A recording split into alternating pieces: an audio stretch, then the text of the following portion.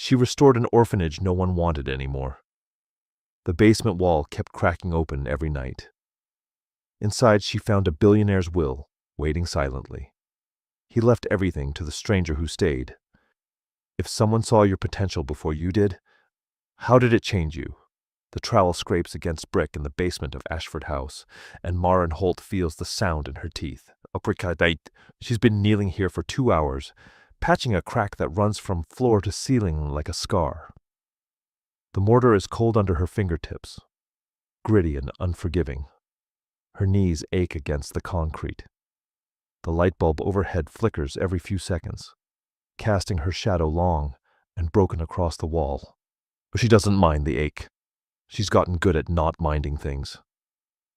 Above her, she hears laughter, Lena's voice, high and bright, echoing down through the old floorboards. The sound makes her pause, trowel suspended in midair. 6 children live upstairs in the only wing of the house she's managed to make habitable. 6 lives depending on walls she's holding together with borrowed money and something close to faith.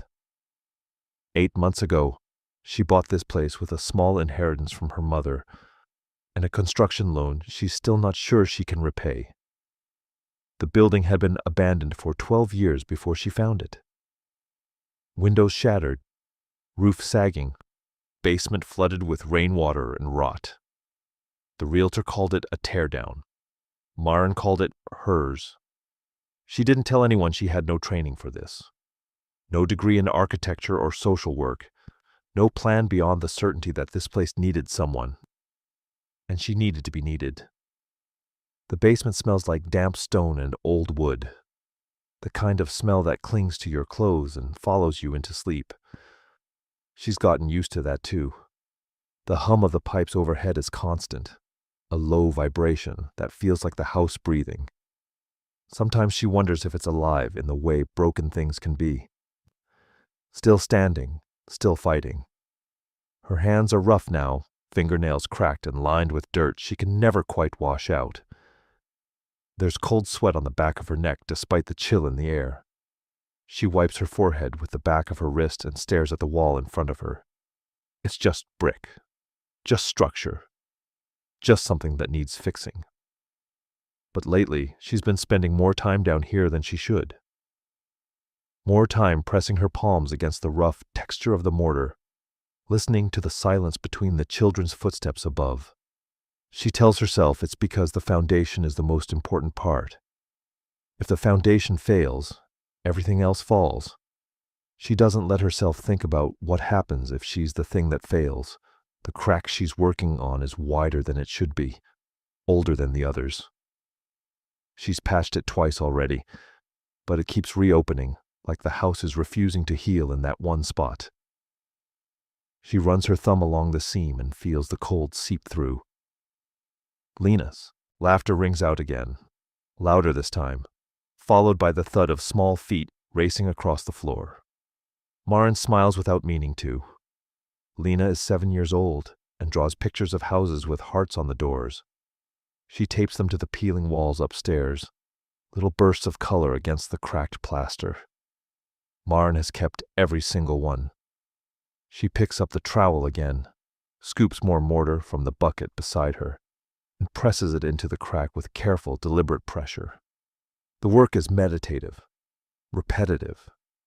It keeps her hands busy and her mind quiet. But tonight, the quiet feels different. She finishes the patch and sits back on her heels, studying her work. The wall looks solid now, stable, but there's a hollow feeling in her chest that won't settle. She presses her palm flat against the cold brick, fingers spread wide, as if she could feel the house's heartbeat beneath the surface. For a moment, she closes her eyes and just listens. The hum of the pipes, the creak of the floorboards, the faint echo of a child's voice calling someone's name. She doesn't know why this place matters so much to her. She only knows that it does, that she would rather break herself fixing it than walk away and let it crumble. Her hand stays pressed against the wall, and she feels something she can't name.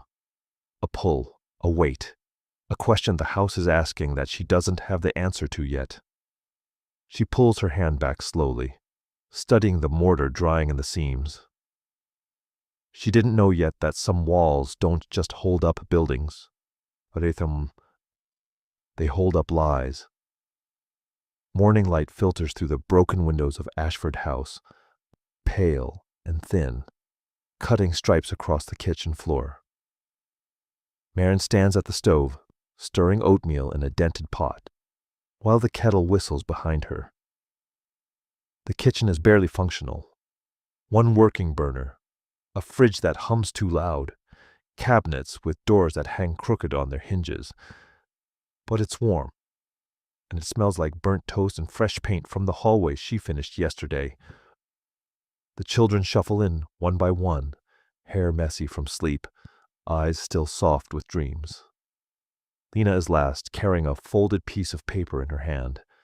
She slides into the chair closest to Maren and smooths the papers flat on the table. "I made this for you," she says. Maren glances over and sees it. A house drawn in crayon, bright red with a yellow door and a heart in the center. The lines are wobbly but deliberate. Lena has written "home" across the top in uneven letters. Maren's chest tightens in a way she doesn't expect. She wipes her hands on her jeans and kneels beside the chair, studying the drawing like it's something sacred. "It's perfect," she says quietly. Lena beams. "Can we put it on the fridge?" "Absolutely." Maren tapes it beside two others. A sun, a cat, a tree with too many branches. The fridge is covered in drawings now, little bursts of color against the chipped white surface. She steps back and looks at them, and for a moment, the weight in her chest feels lighter. One of the older boys asks if there's juice. Another wants to know if they can play outside after breakfast. Maren answers each question with the kind of patience she didn't know she had 8 months ago. She pours oatmeal into mismatched bowls and sets them on the table, watching as the children eat and talk over each other, their voices filling the room with a noise that feels like life.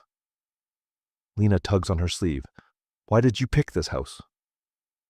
Maren pauses, spoon halfway to her mouth.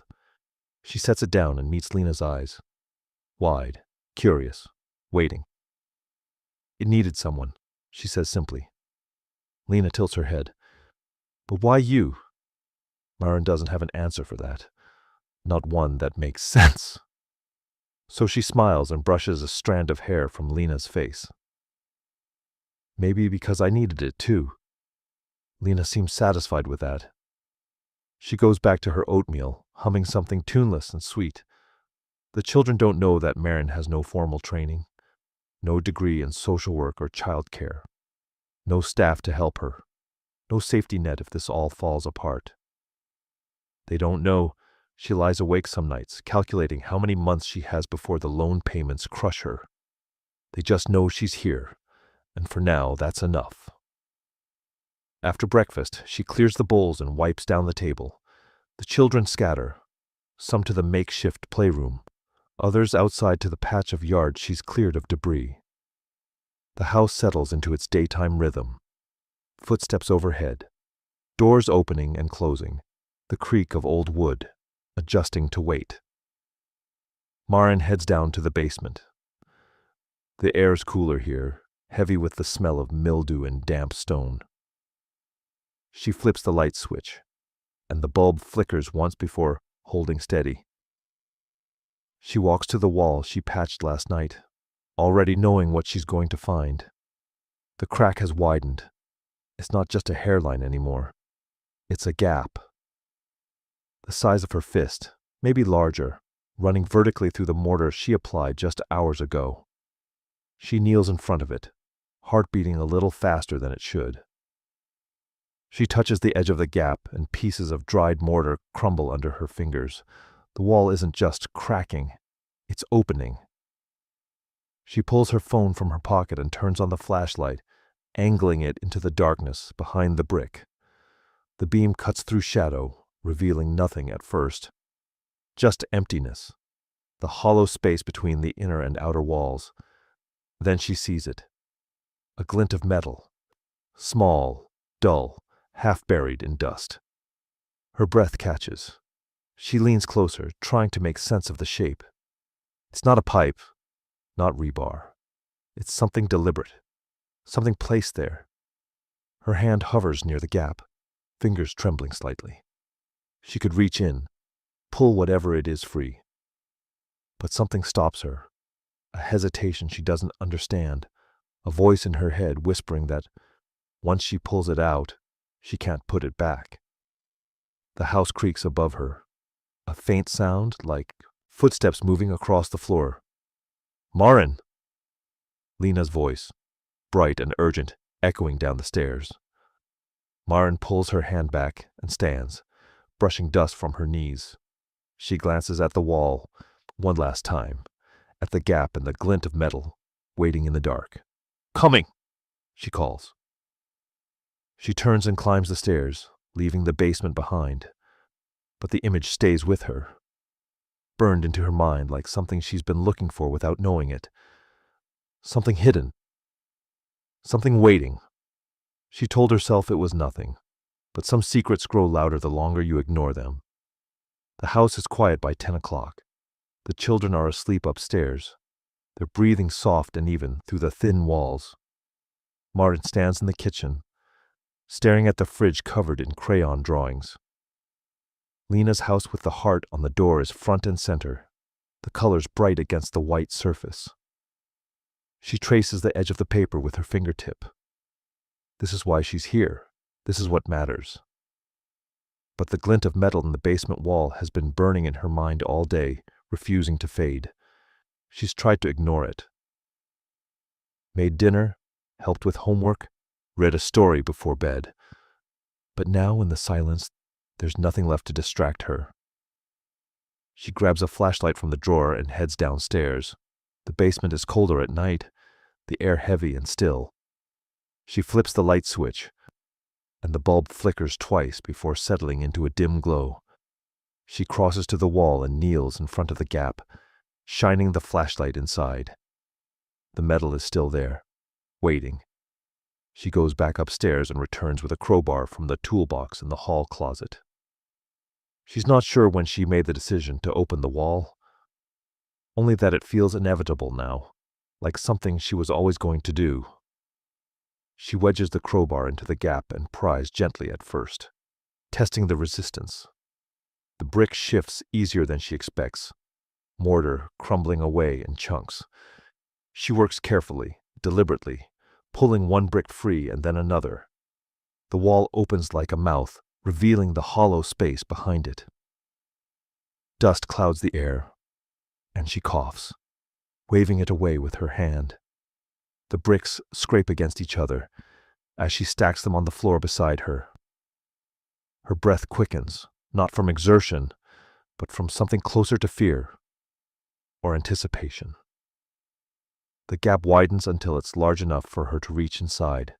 She shines the flashlight into the hollow and sees it clearly now. A steel box, no bigger than a shoebox, sitting on a wooden ledge built into the wall. It's covered in a thick layer of dust, undisturbed for years, maybe decades. Her hands tremble as she reaches in and lifts it free. It's heavier than it looks, solid and cold against her palms. She sets it on the floor in front of her and stares at it, heart pounding in her chest. There's no lock, just a simple latch, tarnished with age. She wipes her hands on her jeans and flips the latch open. The lid lifts with a faint creak, and inside, resting on a bed of faded fabric, is a single envelope. The paper is thick, yellowed at the edges, sealed with red wax that's cracked but still intact. The front is addressed in careful, handwritten script. To the keeper of Ashford House. Marin's chest tightens. She doesn't remember being called a keeper. She's just someone who bought a broken building and tried to fix it. Just someone who didn't know where else to go. But the words stare back at her, deliberate and certain, as if they've been waiting for her all along. She picks up the envelope with both hands, feeling the weight of it. The wax seal is embossed with a simple design. 2 interlocking circles, worn smooth by time. She runs her thumb over it, hesitating. Once she breaks it, there's no going back. She takes a breath and cracks the seal. The wax crumbles between her fingers, falling onto her lap in small red fragments. She pulls the letter free. Several pages, folded carefully, the paper slick and cool to the touch. Her hands shake as she unfolds it. The handwriting is elegant, precise, written in black ink that's faded but still legible. She angles the flashlight and reads the first line. "If you're reading this, you've already done what I could not." She stops, reads it again. "If you're reading this, you've already done what I could not." Her breath catches. She doesn't understand yet, but something in the words feels too specific, too personal. This wasn't written for just anyone. It was written for someone who would come here, someone who would stay, someone like her. She lowers the letter to her lap and stares at the wall, at the hollow space she's just opened, at the bricks scattered around her feet. The house creaks above her, a soft sound like something settling, and for a moment, she feels like she's not alone. Like whoever wrote this letter is standing in the room with her, watching, waiting to see what she'll do next. She picks up the letter again, her hand steadier now, and keeps reading. She read the first line 3 times before she understood. This wasn't meant for a stranger. It was meant for her. The letter is 7 pages long, written in careful, elegant cursive that flows across the paper like something from another era. Maren sits cross-legged on the basement floor, the flashlight propped against a brick beside her, and reads, "If you're reading this, you've already done what I could not. My name is Callum Vera. You don't know me, and I will never know you, but I believe we understand each other in the way that matters most. We both know what it means to try to save something broken." She reads the name twice, trying to place it. Callum Vera. It sounds vaguely familiar. The kind of name you hear in passing and forget. She keeps reading. "I built an empire. Steel, shipping, real estate. Things that made me wealthy beyond measure. But wealth doesn't fill the rooms where your family used to be. It doesn't bring back the people you lose. Too young." There's a coffee stain on the corner of the page, faded brown and years old. She touches it lightly, as if she could feel the moment it was made. A man sitting at a desk, writing this letter, with a cup growing cold beside him. "I lost my wife and daughter in a car accident 35 years ago. After that, I had money and time and no idea what to do with either. So I bought this house, Ashford House, with one purpose: to turn it into a place where children who had lost everything could find a home." Maren's breath catches. She glances around the basement at the exposed brick and crumbling mortar, at the house that's been falling apart for as long as she's known it. This place was supposed to be an orphanage. She looks back at the letter. "I hired architects, contractors. I had plans drawn up for 20 bedrooms, a library, a garden. I wanted it to be beautiful. I wanted it to be the kind of place where broken things could grow again. But I died 3 weeks before construction began." The words hit her like a physical thing, cold and final. She imagines him, this man Callum Vera, planning every detail, dreaming of children's laughter filling the rooms, never getting to see it happen. My executors didn't understand. They saw a half-finished project and an opportunity to liquidate. They sold Ashford House to a developer who let it sit empty for years. They followed my official will to the letter, distributing my estate to charities and distant relatives who didn't need it. But they didn't know about this letter, or the will hidden with it. Marin's hands tremble. She turns the page. I hit a second will, inside the basement wall. Legal. Binding, witnessed by my lawyer and sealed with my family crest. The two interlocking circles you saw in the envelope represent the bond between loss and hope. They were my grandfather's design, and now they're yours. She thinks of the red wax, the simple emblem pressed into it. A family crest, a legacy. The will is simple. Whoever restores Ashford House to its intended purpose, as a home for children who need one, inherits my estate. Not as wealth, but as responsibility. Her heartbeat pounds in her ears. She reads the next line 3 times before it makes sense. The estate is currently valued at $173 million. She stops breathing. $173 million. The number doesn't feel real. It's too large, too impossible. She stares at the words, waiting for them to rearrange themselves into something that makes sense. But they don't. I don't know who you are. I don't know if you're young or old, rich or poor, certain or afraid. But I know you came here when no one else would. I know you stayed when it would have been easier to leave. And I know you're doing the work I couldn't finish. Her eyes blur. She wipes them quickly, smearing dust across her cheek. This isn't a gift. It's a trust. Use it to keep the house alive, to keep the children safe, to build the place I dreamed of and never got to see. When you're ready, call my lawyer. His name is Silas Drum. He's been waiting a long time. At the bottom of the page, written in the same careful script, is a phone number. Marin lowers the letter to her lap and stares at the wall in front of her. The hollow space where the box was hidden, the bricks scattered on the floor, the house settling around her with soft creaks and groans. She doesn't know if this is real. It could be a prank, some cruel joke left by a stranger. But something in the handwriting feels true, something in the weight of the paper, the faded ink, the way the words seem to speak directly to her. She looks at her reflection in the small basement window. Pale, stunned, covered in dust.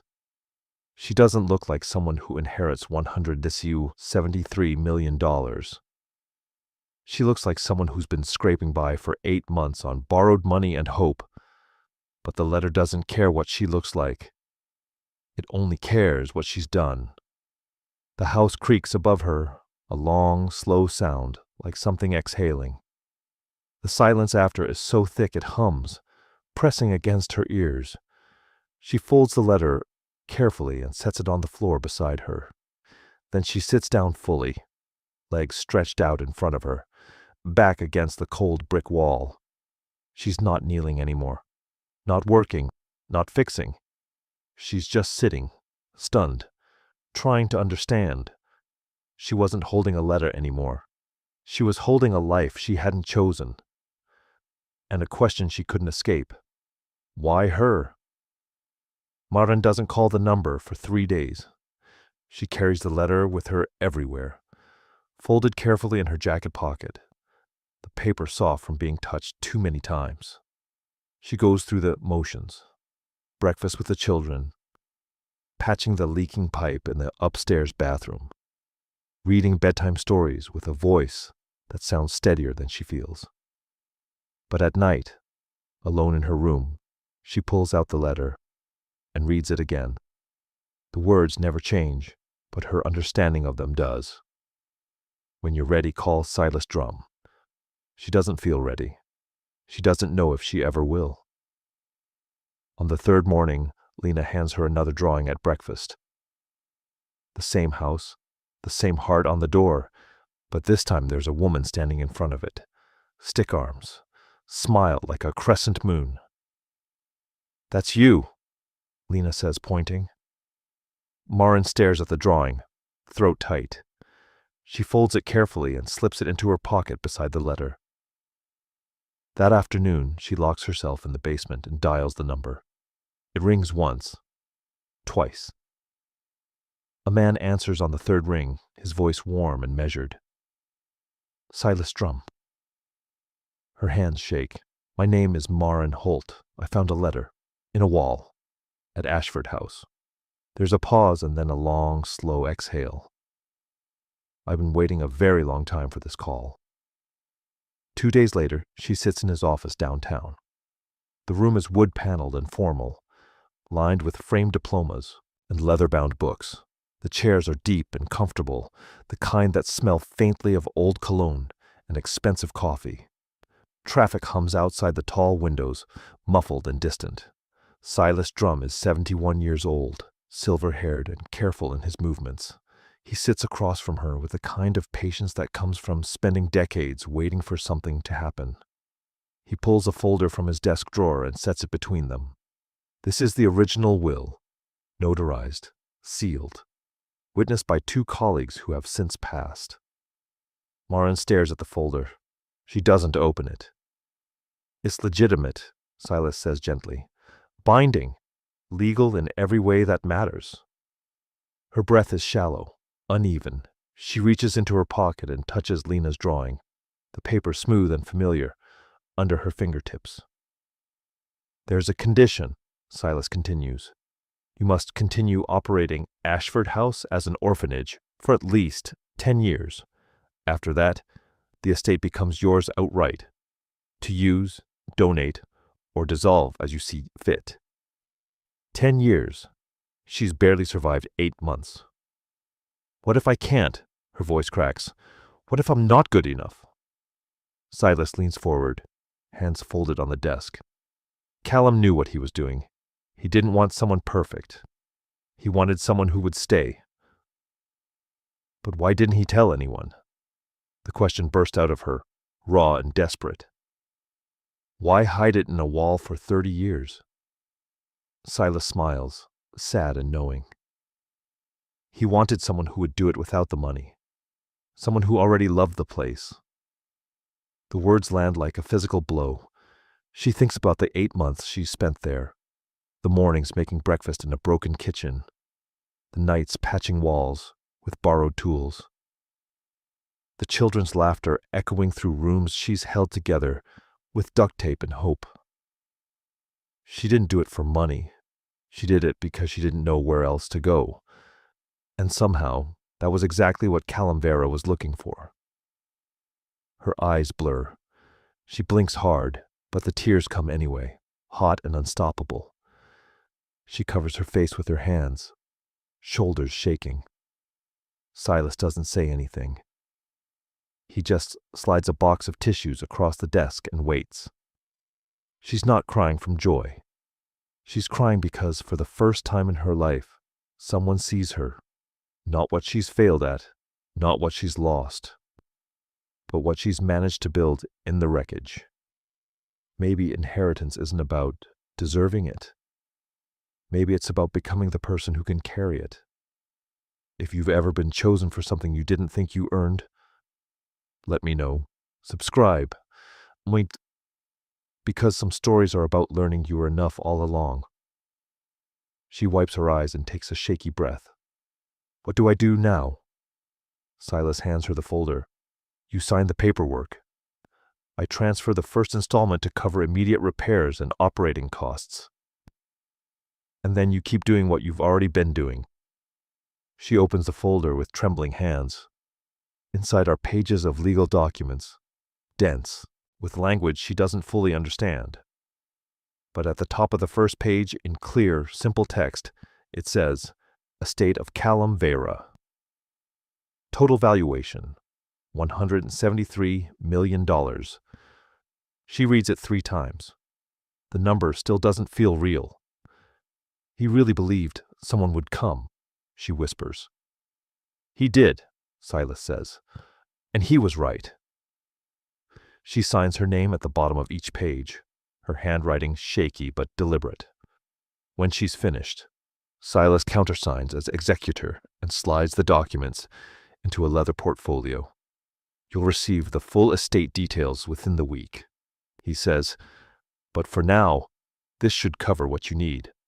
He writes a number on a slip of paper and hands it to her. She stares at it. $50,000. Enough to fix the roof. Hire help.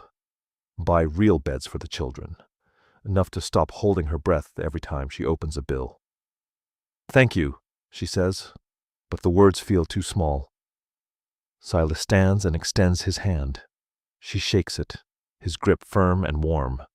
"Callum would have liked you," he says softly. She doesn't know how to respond to that, so she just nods. She leaves the office with the folder tucked under her arm, stepping out into the late afternoon sunlight. The city moves around her. Cars, voices, the distant wail of a siren. But she feels separate from it, like she's moving through water. In her pocket, Lena's drawing is folded next to the letter. She has everything she needs now. Money.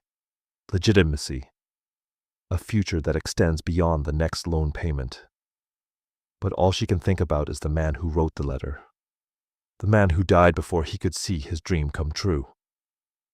She left the office with a folder full of papers and a heart full of questions. The biggest one, what if she failed him? Maren drives back to Ashford House with the folder on the passenger seat and Lena's drawing still folded in her pocket.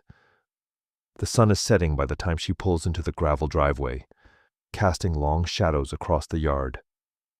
Inside, the house is warm and alive with noise. The children are finishing dinner, voices overlapping in the kitchen. One of the older boys is arguing about whose turn it is to wash dishes. Lena is humming something tuneless while coloring at the table. Maren stands in the doorway, watching them. They don't know yet. They don't know that everything has changed, that the roof will be fixed, that there will be heat all winter, that she won't have to choose between groceries and electricity anymore. But they also don't know that she's terrified. Lena looks up and smiles. "You're home." Maren forces a smile back. "I'm home."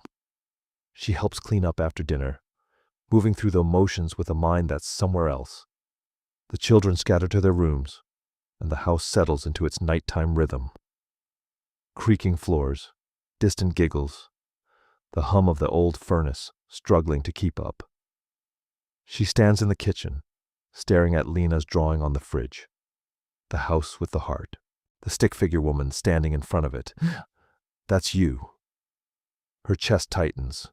She pulls the drawing down carefully and folds it into her pocket. Then she goes down to the basement. The wall is still open, bricks scattered on the floor where she left them days ago. The hollow space is empty now, just darkness, and exposed brick. The light bulb overhead flickers once, then holds steady. Maren kneels in front of the wall and presses her hands against the cold brick, fingers spread wide. She doesn't know why she's here, only that this is where it started, and this is where she needs to say what's been building in her chest since she left the lawyer's office. "I don't know if you can hear me," she says quietly. Her voice sounds too loud in the empty basement, echoing off the concrete floor. "I don't even know if I believe you can. But I need to say this anyway." She takes a breath. "I didn't come here to be noble. I didn't come here because I had some grand vision or calling. I came because I was broke and heartbroken and didn't know where else to go." The words spill out, raw and unfiltered. "I thought if I could fix this place, maybe I could fix myself. Like if I worked hard enough, if I patched enough walls and painted enough rooms, I'd stop feeling like I was falling apart." Her voice cracks. She presses her forehead against the brick, eyes closed. "But you knew that, didn't you? You knew someone like me would come. Someone who was running from something. Someone who had nothing left to lose." She thinks about the letter, the careful handwriting, the words that felt like they were written specifically for her. He wanted someone who would do it without the money. Someone who already loved the place. "You didn't need someone perfect," she whispers. "You needed someone who would stay." And suddenly she understands. Callum didn't hide the will in the wall because he wanted to test people. He hid it because he knew that the kind of person who would restore Ashford House, truly restore it, with love and desperation, and nothing to prove, wouldn't be looking for a reward. They'd already be there, already working, already too invested to walk away. He was waiting for someone who had no choice but to stay, and then he gave them every reason to keep staying. Marin's breath shudders. Tears slide down her cheeks, and she doesn't bother wiping them away. "I'm scared," she admits to the empty basement, to the ghost of a man she'll never meet. "I'm scared I'll fail you. I'm scared I'll mess this up. I'm scared the money will run out, or I'll make the wrong decision, or the kids will grow up and realize I had no idea what I was doing." She opens her eyes and stares at the hollow space in the wall, the place where the letter waited for 34 years. "But I'm more scared of leaving." The realization settles over her like something physical, heavy and certain. She's not staying because she has to anymore. She's staying because this is where she belongs, because these children need her, and she needs them. Because Callum believed someone would come, and she was the one who did. She pulls Lena's drawing from her pocket and smooths it flat against her knee. The house with the heart. The woman standing in front of it. She stands and pins the drawing to the exposed brick where the steel box used to sit. The paper flutters slightly in the cool air, but it holds. "I'll do it," she says aloud, her voice steadier now. "I'll keep them safe. I'll keep this place alive. I'll build what you couldn't finish." She presses her palm flat against the wall, one last time, as if sealing a promise. "Not because I'm perfect, not because I have all the answers, but because I'm here and I'm not leaving." The house creaks above her, a soft sound, like something exhaling. She stands in the quiet for a long moment, feeling the weight of the promise settle into her bones. It doesn't feel light. It doesn't feel easy, but it feels right. She turns and climbs the stairs, leaving the basement behind. The hollow space in the wall is empty now, no longer hiding anything. Just brick and shadow, and a child's drawing pinned where a secret used to be. The wall was gone. The secret was out. And all that was left was the quiet work of becoming someone worth remembering. 6 weeks passed like water finding its level. Slow, inevitable, reshaping everything it touches. The legal documents arrive in thick manila envelopes, certified and official. Marin spreads them across the kitchen table one morning while the children eat breakfast, her pen scratching signatures on page after page. The sound is rhythmic, almost meditative. Lena watches her from across the table, quiet and curious. "What's all that?" she asks. Marin looks up, pen paused mid-signature. "Paperwork. Boring, grown-up stuff." "Does it mean you're staying?" The question lands softly, but Marin feels the weight of it. She sets the pen down and meets Lena's eyes. "Yes," she says simply. "I'm staying." Lena smiles, bright and certain, and goes back to her cereal. Marin signs the last document and slides the stack into the return envelope. Her hands are steady now. No trembling, no doubt. Just the quiet certainty of someone who's made a choice and decided to live inside it. By late autumn, Ashford House is breathing differently. The roof is repaired. New shingles, solid flashing. No more buckets in the hallway when it rains. The heating system is replaced entirely, and for the first time in years, the house is warm all the way through. The children walk around in socks instead of layers, and the windows fog with condensation from breath and life. Marin hires 2 staff members with the first transfer of funds. A woman named Claire, who cooks meals that don't come from a box, and a man named Joel, who handles repairs and keeps the grounds clear. They're kind and competent, and they don't ask too many questions about where the money came from. Marin doesn't tell them about Callum. Not yet. She's still figuring out how to hold that story herself. The children have real beds now. frames and mattresses that don't sag in the middle. There are bookshelves in the common room, filled with donated books from the library downtown. The kitchen sink doesn't leak anymore, and the fridge hums steadily without threatening to die. But Maren moves carefully through it all, slowly, quietly. She doesn't want to lose the heart of the place in the wealth. She doesn't want the children to feel like charity cases, or the house to feel like an institution. So she keeps the crayon drawings on the walls. She keeps the mismatched furniture. She keeps the rhythm they built together over 8 months of barely surviving. Because surviving together matters more than any renovation. One afternoon, she goes down to the basement to retrieve some stored supplies. The hollow in the wall is still there. Bricks neatly restacked, but the gap visible. Lena's drawing is pinned where the steel box used to sit. The paper slightly faded now, but still holding. Maren stops in front of it, staring at the house with the heart. The stick figure woman standing in front. That's you. She reaches out and touches the edge of the paper, careful not to tear it. This is what Callum left her. Not just money, not just a house, but the space to become someone who could love something fragile and stay. She doesn't cry this time. She just stands there, breathing in the cool basement air, feeling the weight of the promise she made settling deeper into her bones. Some days, she still wakes up afraid she'll make a mistake, afraid the money will run out, afraid she'll fail the man who believed someone like her would come.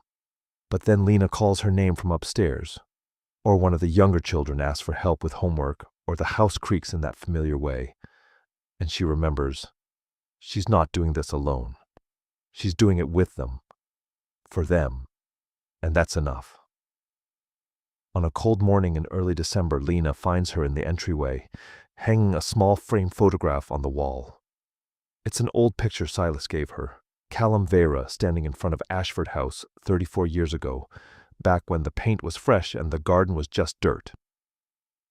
He's smiling in the photo, hands in his pockets, looking at the building like it's the most important thing in the world. Beneath the frame, Maren has added a small brass plaque. In memory of Callum Vera, who dreamed of a home for the lost and left a map for the ones who would find it. Lena reads it aloud slowly, sounding out the bigger words. Who's Callum? Maren kneels beside her, adjusting the frame so it hangs straight. Someone who loved this place before we did.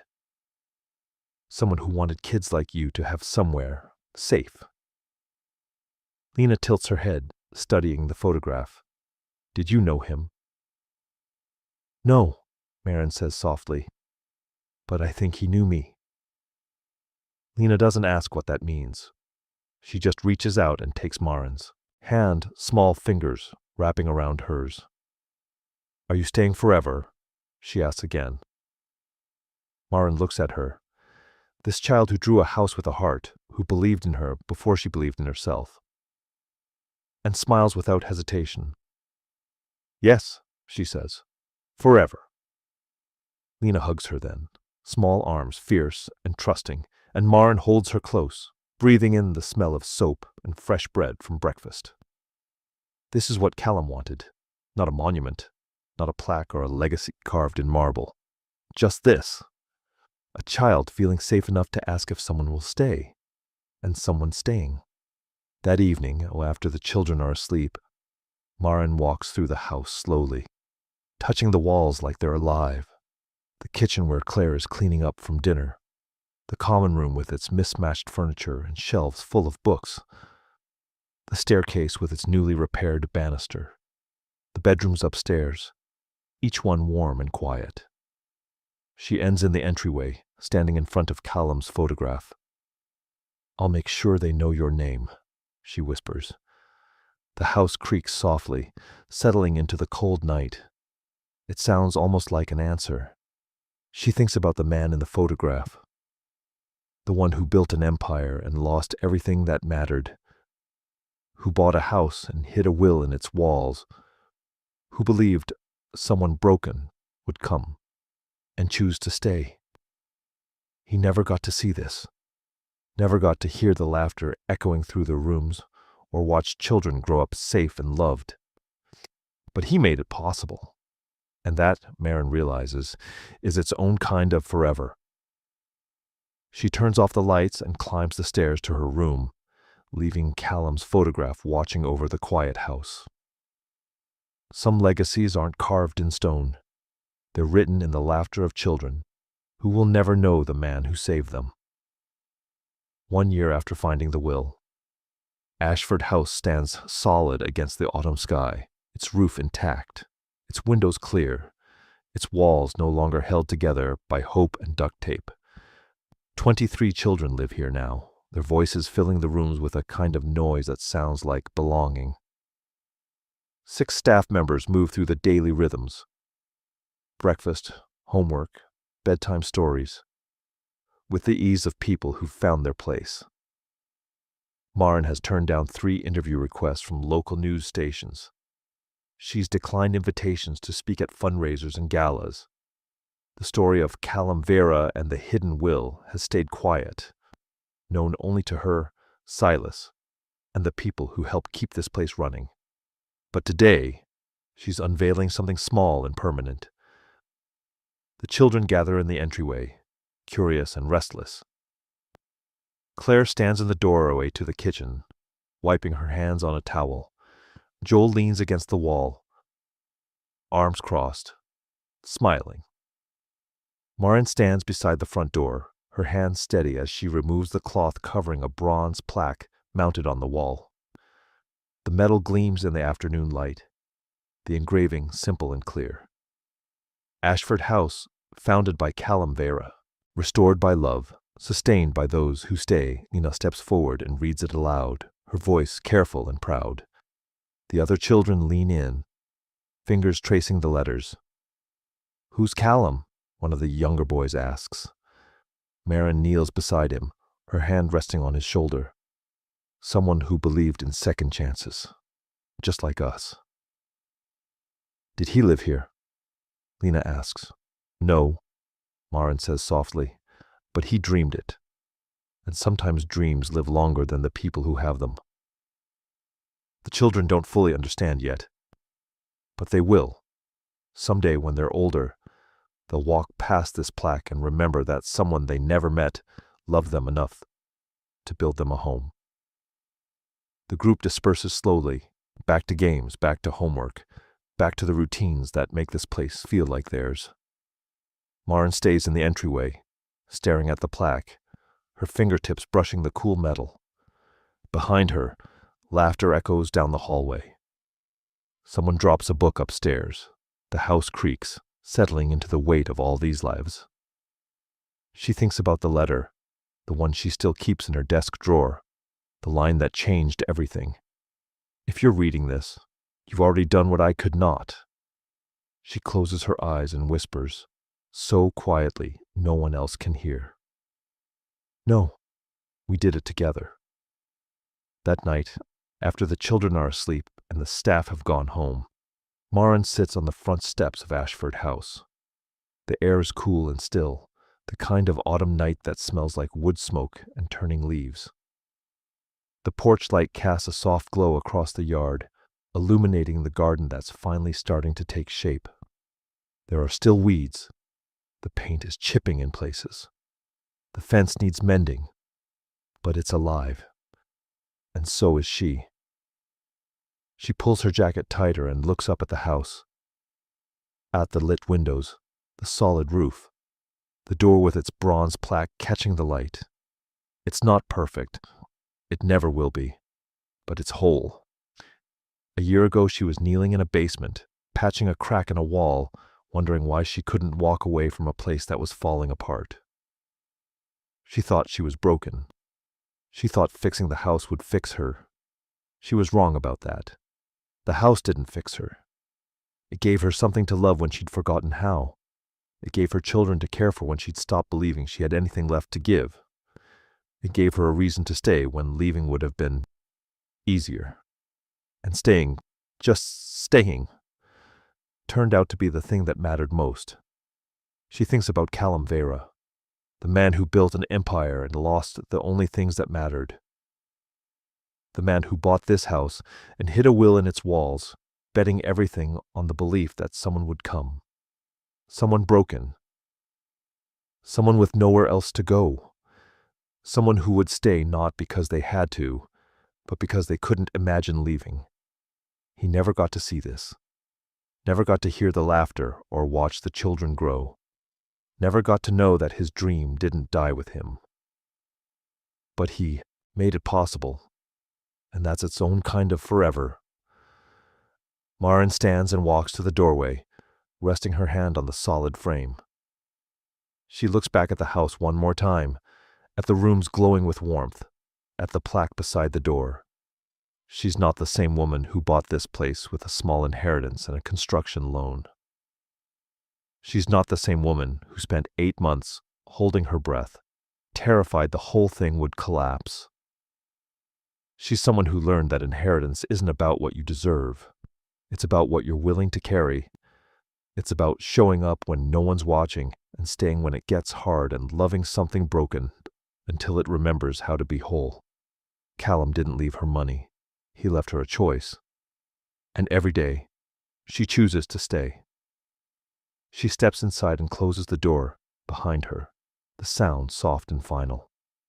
The house settles around her, warm and quiet, full of sleeping children and dreams that outlive the man who first dreamed them. Some inheritances aren't about what you're given, they're about what you give back.